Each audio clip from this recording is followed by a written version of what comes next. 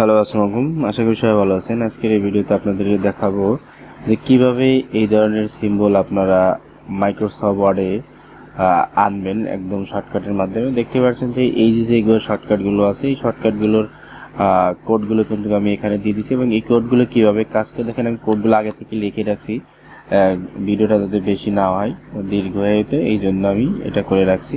এখন এইটার যে কাজটা দেখেন, এই যে কোডটা লিখছি 2704, এটারে এই কেসিতে কনভার্ট করার জন্য ওয়াল্টার এক্স। তো তারপরে ওরকম যে কোডগুলো লেখার পরে আপনি যদি ওয়াল্টার এক্স প্রেস করেন, দেখছেন টিক চিহ্ন আসবে। এটা লেখার পরে একদম লাস্টে আইকন ইয়াটা নেবেন, কার্সারটা নেওয়ার পরে ওয়াল্টার এক্স বাটন প্রেস করবেন। দেখতে পাচ্ছেন যে টেলিফোন আইকনটা চলে আসলো। এখন যে পাখার আইকনটা, এটা যদি আনতে এই যে 2707, এটা দিয়ে ওয়াল্ট এক্স প্রেস করবেন। আবার যদি এরোপ্লেন মোড আনতে চান তাইলে এটা 2708 দেওয়ার পরে ওয়াল্ট এক্স।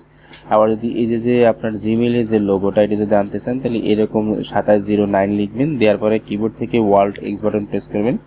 এরপরে আসেন যে 1F3E0, এটা লেখার পরে আপনি যখন ওয়াল্ট এক্স প্রেস করবেন, দেখতে পাচ্ছেন যে ঘরের মতো কিন্তু আইকনটা চলে আসছে। এখন ফাঁকা যে বক্সটা, এই বক্সটা যদি আনতে চান, এখানে এরকম 26 লেখার পরে কিবোর্ড থেকে ওয়াল্ট এক্স, অর্থাৎ প্রত্যেকটার ক্ষেত্রে এই কোডগুলো লেখার পরে আপনি কিন্তু ওয়াল্ট এক্স প্রেস করলে এরকম লোগো চলে আসবে। এখন আপনি চাইলে যে কোনো কালারে কিন্তু কনভার্ট করতে পারবেন।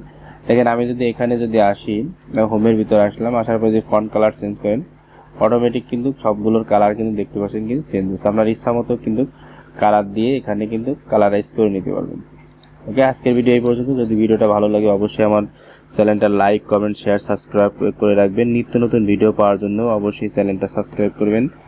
আর পরবর্তী ভিডিওতে আপনাদের সাথে আবার দেখাবে নতুন কিছু নিয়ে। সে পর্যন্ত সবাই ভালো থাকুন, সুস্থ থাকুন। আল্লাহ হাফিজ।